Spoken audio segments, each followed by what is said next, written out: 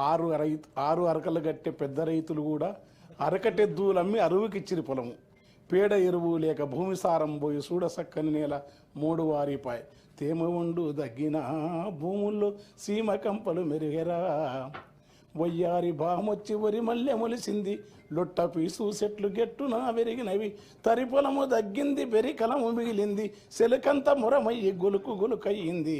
కలమంద జమ్ముళ్ళురా తెలంగాణ కరువుకు గుర్తాయరా. గుక్కిచ్చి గుక్కిచ్చి బోరు దుంకుతుంటే ఒక్కటన్నా మడి సిక్కగా దడవదు. వంకాయ తోటేసి నొట్టి పోయిందిరా, మిరపనాటు కుంటె వరుపైనాదిరా.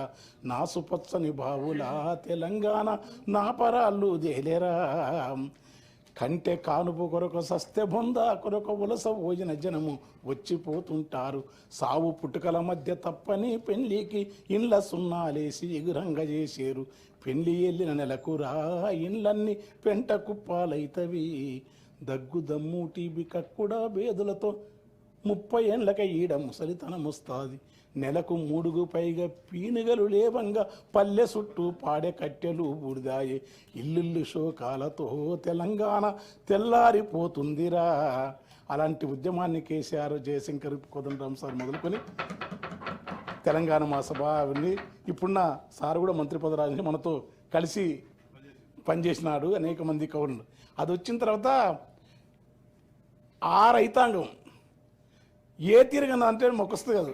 గలగల గల కాలువలల్ల మిలమిల సెందమామ చేతి కందినట్టు మనసెంతకొచ్చినట్టు ఎంతలింత మార్పు ఏది కేసీఆర్ చూపే ఈ తూర్పు అని ఒక సూర్యకాంతి చూపినని రాసినాను నేను.